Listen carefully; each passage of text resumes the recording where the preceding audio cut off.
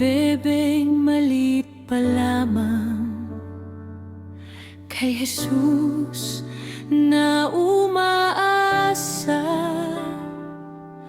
sa simpleng dasal ng puso.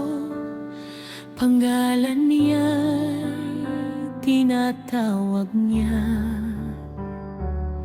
sa mundong minsan ay magulo.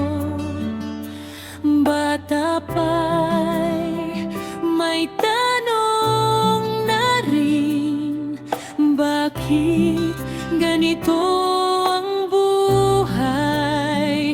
Ngunit pananalig ay nanatiling buo pa rin.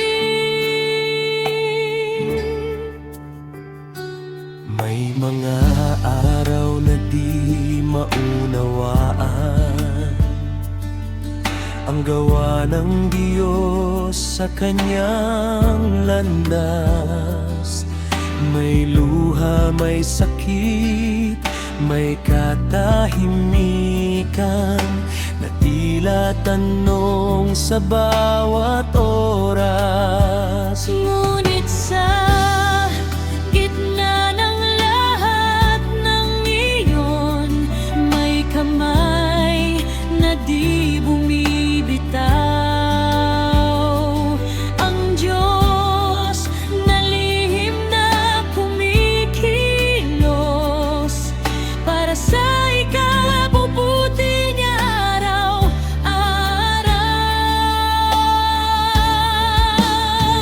Kay Jesus kumakapit si Feli Bebeng, kahit di klaro ang bukas.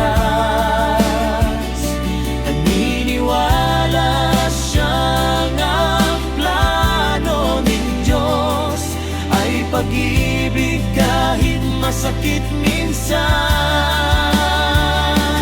Kung di man niya maintindihan kung bakit kailangan pagdaanan, alam niyang ang Diyos ay tapat at di siya kailanman pababayaan.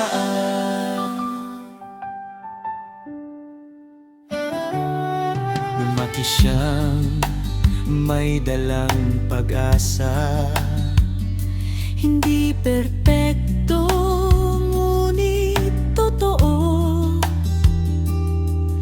Sa bawat pagsubok na dumating, mas tumibay ang kanyang paniniwala sa iyo.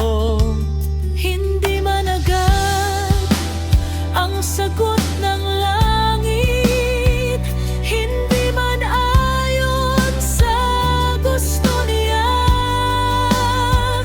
Ang ginawa ng Diyos sa kaniyang buhay ay unti-unting nagiging biyaya. At sa huli mauunawaan ang lahat ng luha't sakit ng Diyos pala'y naghahanda ng mas dakilang dahilan at higit.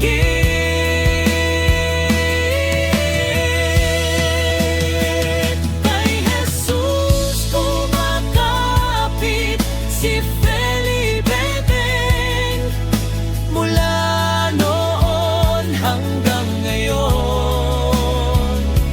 Ang hindi niya naunawaan noon ay patunay na siya'y minahal ng Diyos. Ang bawat hakbang, bawat sugat ay hinubog ng kamay ng Ama. Ang gawa ng Diyos ay mabuti kita ng mata.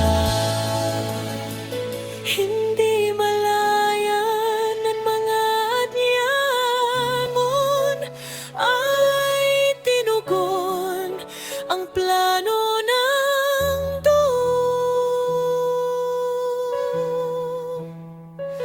Ito ang kwento ni Feli Bebeng, buhay na alay, pusong tapat. Isang patunay na ang Diyos ay kumikilos sa likod